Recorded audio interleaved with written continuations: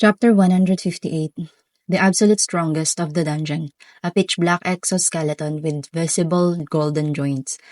A rainbow-colored sword-like horn protruded from the center, and to its left and right are two antennae, as pitch black as the exoskeleton. The appearance of the exoskeleton was remodeled to suit the taste of his Lord Rimuru.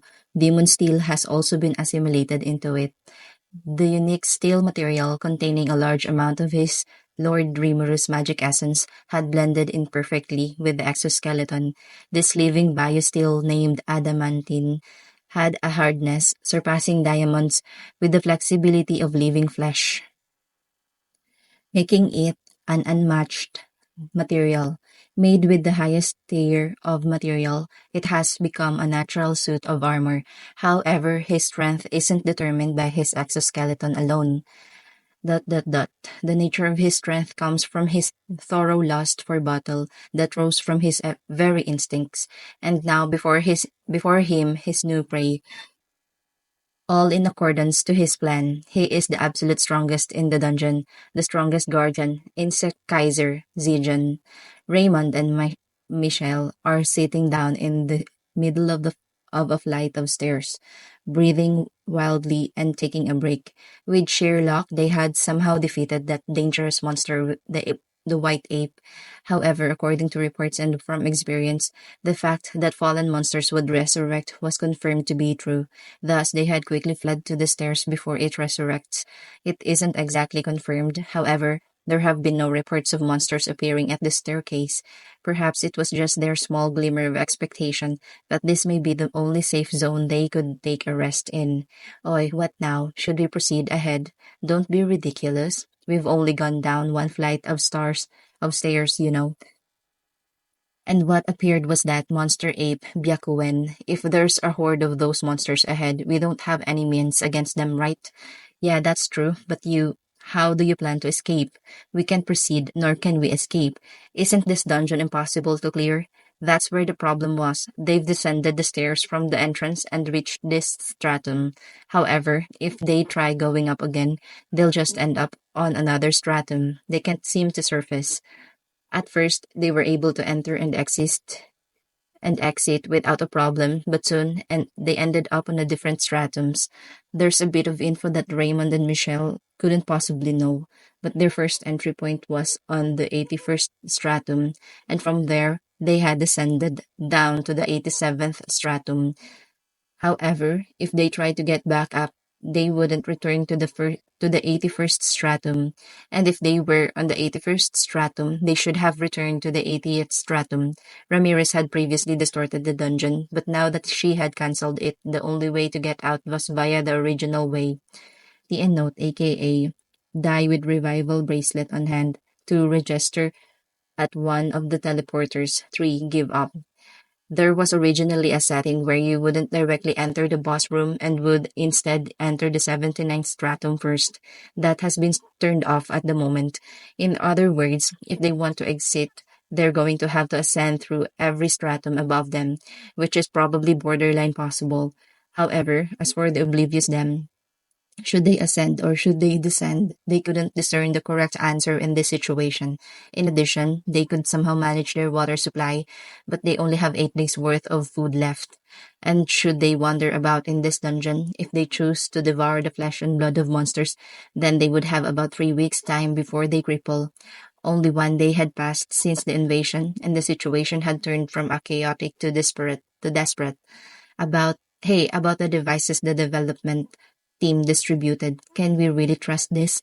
Asked Michelle towards Raymond, pointing at the bracelet. The development team claimed they were prototypes that could possibly have a resurrection effect, replicas based off the ones taken from the secret reconnaissance team of Shinji and company.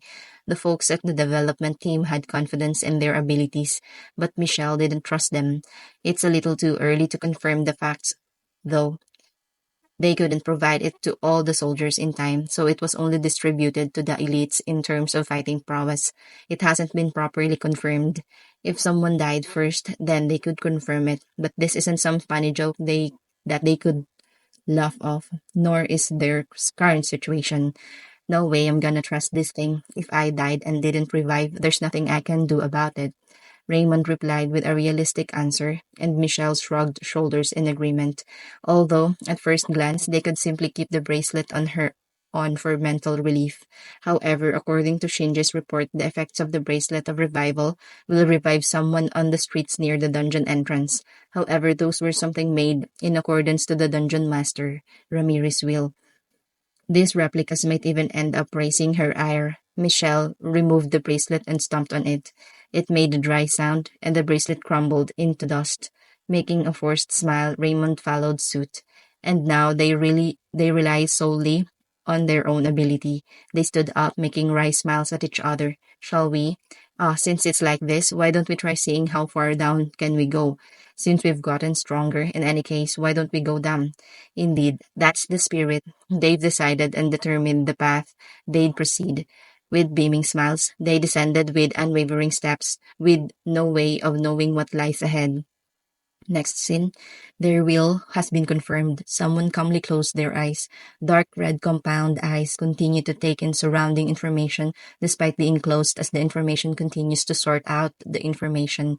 As if it was thinking about something, they have the qualifications to fight him. That's why he beckons them. Unto this dark space, those who have reached this stratum have been fortunate.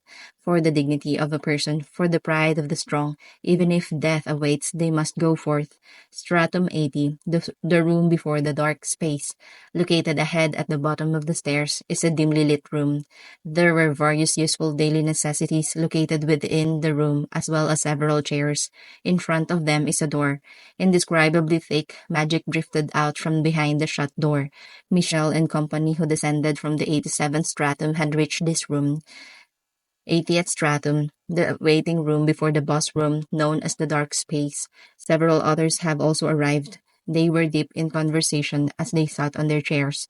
They were reporting to each about their situation. When Michelle and company arrived, they waved a hand to greet. So what kind of place did you guys came from? From this question, Michelle had judged they must have all arrived from different stratums. Apparently, after reporting to each other, they have come to the same conclusion. We came from a place with a ton of demonic beasts. After a desperate struggle with the white ape, we came here after we were troubled about whether to head up or down. I see. We arrived here when we headed up the stairs after defeating the giant golem. As for us, as for us, it was the immortal king. It was worthy of the title king of the vicious undead. It was a terrifying demon lord. However, the real threat are the spectre knights that guard the king. Apart from the three of us, everyone else on our stratum was slain. The undead dragon, the undead paladin, and then the immortal king. It's a miracle we're even alive. Those guys from the intelligence bureau, they've also challenged some strong ones by banding together. They've reported such content to each other. Those who gathered here numbered 7. They were the last surviving forces of the Empire's army in the dungeon, but no one noticed this. They were only vaguely aware. Within the room, there are tea and light snacks meant as food rations. There's also a place to take a nap. And there are no stairs to head back towards. They also have watches, and they also displayed an identical countdown. Remaining time, 3 hours. 3 hours. It was the last bit of time left for them to prepare. It would seem, if they don't defeat the enemy before them, it would be impossible to live here alive. However, instead of challenging us one by one, doesn't it seem like it's waiting for some people to gather first? The influx of questions don't seem to end anytime soon, but they should rid of their fatigue here, even if a little. They weren't worried about poison in the food, but no one had reached for the food stock. They each took out their carried rations, that may be their last meal, and replenished their energy for the sake of their survival. All right, I understand the situation. Now then, for the sake of increasing our rate of survival as high as possible, let us discuss without reserve about what to do, said the man of the trio, with the rideresque, with the rideresque looks, with the rideresque looks. There were no objections. This dungeon isn't a place that can be conquered simply by an army. They confirmed this via first-hand experience. If they could return to the surface, they swore never to enter this place again. However, that's impossible, so the only route left is forward. My name, Michelle, an otherworlder. My ability is the unique skill, Fusionist. Thought I take pride in my firepower. It's bad at performing combinations. I'm Raymond. I'm also an otherworlder. My unique skill is martial artist. I also possess Herculean strength, EX. Following up after Michelle and company's introduction, the other introduced themselves without deceit. The man who defeated the Golem was Colonel Kansas and Major General Minute. Colonel Kansas, the hero who commanded the annihilation of the Yoma village. And then Major General Minute, someone who's in the commanding position overseeing the dungeon capturing troops. Those two major figure, why are they here? Due to this, Michelle and Raymond changed their attitude. Kansas signaled, don't worry about it, to the two with hand signs. In the Empire, simply being an otherworlder gives them a high position. From the standpoint of military, the pair hold great power. In this current emergency situation, there's no need to sweat the small details. Above all, what they need right now aren't ranks, but strength. Moving on, the last three opened their mouths. Those three belonged to the guard forces controlled directly by the Emperor. The note, Rimuru, what happened to picking out the strong ones first? From their words, Michelle and Raymond had a surprised look on their faces. Kansas and Ninit couldn't hide their surprise either. This is our proof. Unseal. The tree took out a small pendant and chanted quietly. Soon a torrent of light rushed forward and enveloped the tree. Legendary ranked full plate mail. They were the highest ranked equipment from eras past that one couldn't normally see, let alone obtain, if it shone with the lustrous golden glow of orichalcum. This was equipment permitted to be used only the strongest. 100 subordinates of the emperor. This flowing dignity was proof of their credibility as the genuine article. Three of the emperor's royal guards. They were equivalent to the emperor's greatest elite fighting power. And then there's them, Michelle and Raymond, proud of their strength and position at the upper quartile of the empire's armored remodeled corps. Royal Guard number 17, Krishna. Emperor Royal Guard number 35, Bazan. Emperor Royal Guard number 94, Reha. Acting with Krishna as the leader, they moved with secrets. They moved with secret orders from the emperor. Hope was born in Michelle and company. Their expressions quickly brightened up. 7 total. Even if they waited longer enforcements wouldn't arrive. Even if they waited longer, enforcements wouldn't arrive. However, if it's these members in this dungeon conquering attempt, the top 7 have gathered. The countdown proceeds. The time left, 0. Simultaneously, the door before them opened. They are resolute. They entered the door without hesitation, entering battle betting on their survival. 80th stratum, interior of the dark space. The interior was pitch black, without a hint of light, but Reha had illuminated the surroundings with the light magic, floor light. What appeared was a breath-halting sight. There was a single floor, and on it were the bodies of the Emperor's soldiers towering high above, and on its peak a single monster, in a Zen meditation position, meditating.